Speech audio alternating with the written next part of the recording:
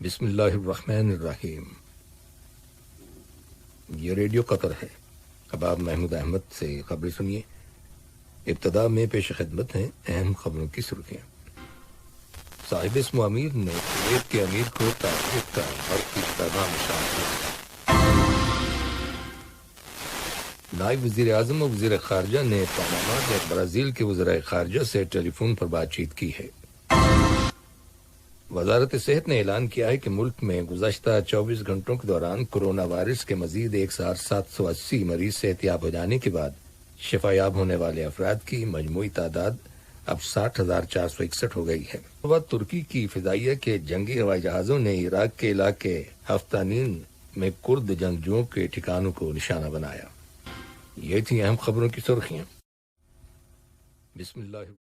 صاحب اسم امیر شیخ تمیم بن حمد آل ثانی نے کویت کے امیر شیخ صباح احمد الجابر الصباح کو شیخ حیا عبداللہ علی المالک الصباح کے انتقال تعزیت کا برقی پیغام ارسال کیا ہے۔ نائب امیر شیخ عبداللہ بن حمد آل ثانی اور وزیر اعظم و وزیر داخلہ شیخ خالد بن خلیفہ بن عبدالعزیز آل ثانی نے بھی کویت کے امیر کے نام تعزیت کے تار روانہ کیے ہیں۔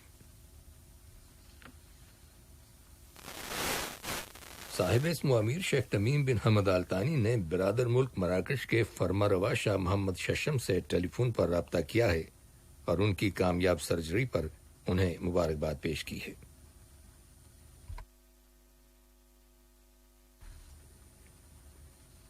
نائب وزیر اعظم و وزیر خارجہ شیخ محمد بن عبد الرحمن آل ثانی نے پاناماز اور برازیل کے وزرائے خارجہ کو الگ الگ ٹیلی فون کالز کی ہیں، جن کے دوران قطر اور ان دونوں ممالک کے تعلقات زیر بحث آئے۔ اس کے علاوہ کرونا وائرس کی روک تھام کے سلسلے میں عالمی سطح پر کی جانے والی کوششوں اور باہمی دلچسپی کے معاملات کے بارے میں تبادلہ خیال کیا گیا۔ وزیر مملکت برائے امور خارجہ سلطان بن سعد المریخی کو ان کے جرمنی کے ہم منصب کی جانب سے ٹیلی فون کال موصول ہوئی ہے۔ دونوں وزراء کی بات چیت کے دوران دو طرفہ تعلقات اور انہیں فروغ دینے کے وسائل کے علاوہ باہمی دلچسپی کے معاملات کے بارے میں تبادلہ خیال کیا گیا۔ وزارت صحت نے اعلان کیا ہے کہ ملک میں گزشتہ 24 گھنٹوں کے دوران کرونا وائرس کے مزید 1780 مریض شفا یاب ہو گئے ہیں، جس کے بعد صحت یاب ہونے والے افراد کی تعداد اب 60,461 ہو گئی ہے۔ وزارت صحت نے اسی دوران میں کرونا وائرس کے 1201 نئے کیسز رجسٹر کیے جانے اور 4 مریضوں کے انتقال کر جانے کی تصدیق کی ہے۔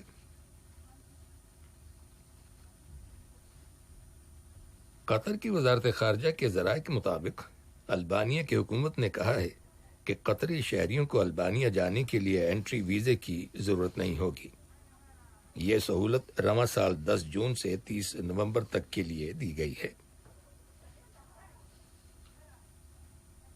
جنیوا میں اقوام متحدہ کے دفتر میں قطر کے مستقل مندوب سفیر علی خلفان المنصوری نے کہا ہے کہ ریاست قطر نے انسانی حقوق کی کونسل اور اس کے متعلقہ میکنزمز کی اہمیت پر زور دیتے ہوئے کہا ہے کہ قطر کا غیر اخلاقی اور غیر قانونی محاصرہ کرنے والے ممالک کو نسل پرستانہ امتیازی انسانی حقوق کی خلاف ورزیوں سے روکنے کے لیے ضروری اقدامات کیے جانے چاہیے اور انہیں جواب دہ قرار دیا جانا چاہیے۔ اس کے علاوہ متاثرہ افراد کو معاوضہ دلایا جائے اور ان خلاف ورزیوں کو روکنے کے لیے ضروری اقدامات کیے جائیں۔ قطر میں پبلک اور پرائیویٹ سیکٹرز کے درمیان پارٹنرشپ یعنی شراکت داری کو فروغ دینے کے لیے پہلی کانفرنس اس سال جولائی کی 7 تاریخ کو شروع ہوگی۔ کانفرنس کا مقصد مختلف کمپنی اور بزنس مین اور سرکاری اداروں کو ایک دوسرے کے ساتھ مل کر پبلک اور پرائیویٹ سیکٹرز میں پارٹنرشپ کو فروغ دینے کے وسائل اور طریقہ کار اور ان شعبوں میں جدید ترین اور کامیاب تجربات سے فوائد حاصل کرنے کے مواقع فراہم کرنا ہے۔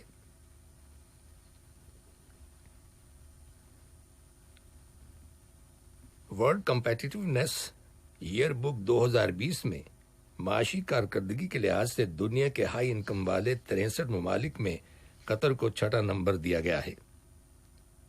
سوئٹزرلینڈ میں واقع International Institute for Management Development اس ایئر بک کو ہر سال شائع کرتا ہے۔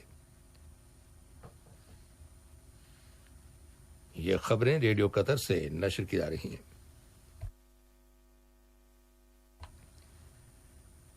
اقوام متحدہ کی مہاجرین کی ایجنسی نے کہا ہے کہ کرونا وائرس کی وبا کی وجہ سے شام کے مہاجرین جنہوں نے پڑوسی ممالک میں پناہ لے رکھی ہے معاشی بدحالی کا شکار ہو گئے ہیں۔ واضح ہے کہ ترکی، اردن، عراق اور مصر میں اس وقت 55 لاکھ سے زیادہ شامی مہاجرین موجود ہیں جن کی اقتصادی مشکلات میں غیر معمولی اضافہ ہو رہا ہے۔ اقوام متحدہ کے ہائی کمیشن برائے مہاجرین کا کہنا ہے کہ مہاجرین کی تعداد میں اضافہ ہوگا۔ ان میں سے اکثر لوگوں کو کھانا اور ادویات میسر نہیں ہیں اور کرونا وائرس کی وجہ سے تقریباً 2 لاکھ مہاجرین کو ہنگامی امداد کی اشد ضرورت ہے۔ عالمی سطح پر دنیا کے مختلف ممالک میں کرونا وائرس سے متاثرہ افراد کی تعداد 8 ملین سے زیادہ ہو گئی ہے، جبکہ تقریباً 4,40,000 لوگ اس مرض کی وجہ سے انتقال کر گئے ہیں۔ کویت کی وزارت صحت نے ملک کے اندر وائرس کے 527 نئے کیسز رپورٹ کیے ہیں، جس کے بعد وہاں وائرس سے متاثرہ افراد کی مجموعی تعداد 36,958 ہو گئی ہے۔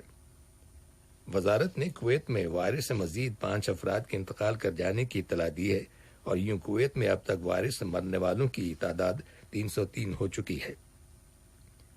ادھر عمان کی وزارت صحت نے کرونا وائرس کے 745 نئے کیسز رجسٹر کیے ہیں اور وہاں مریضوں کی تعداد اب 25,269 ہو گئی ہے۔ برازیل میں تقریباً 35,000 نئے کیسز رپورٹ ہوئے ہیں، جبکہ اس سے پہلے حکومت نے دعویٰ کیا تھا کہ وائرس کے پھیلاؤ پر کنٹرول حاصل کر لیا گیا ہے۔ بیجنگ سے ملنے والی رپورٹس کے مطابق چین کی حکومت نے آج لگاتار چھٹے روز کرونا وائرس کے 19 نئے کیسز کا انکشاف کیا ہے، جس کے بعد حکومت نے وائرس کے پھیلاؤ کو روکنے کے لیے سخت احتیاطی تدابیر اختیار کرنے کا فیصلہ کیا ہے۔ وزارت صحت کی رپورٹ کے مطابق کل وائرس کے 31 نئے کیسز رپورٹ کیے گئے تھے۔ آج صبح ترکی کی فضائیہ کے جنگی ہوائی جہازوں نے عراق کے علاقے ہفتنین میں کرد جنگجوؤں کے ٹھکانوں کو نشانہ بنایا۔ حالیہ دنوں میں یہ دوسرا موقع ہے کہ ترکی کے جنگی طیاروں نے اس علاقے میں کردستان ورکرز پارٹی PKK کے ٹھکانوں پر حملے کیے ہیں۔ ترکی کی وزارت دفاع کا کہنا ہے کہ ترکی کے عوام اور اس کی سرحدوں کو خطرے میں ڈالنے والے PKK کے اور دیگر دہشت گرد عناصر کا قلع کما کرنے کے لیے فضائیہ کے طیاروں، ہیلی کاپٹروں اور مسلح اور غیر مسلح ڈرونز کی مدد سے فوجی آپریشن شروع کر دیا گیا ہے۔ آخر میں اہم خبروں کی سرخیاں ایک بار پھر سن لیجیے۔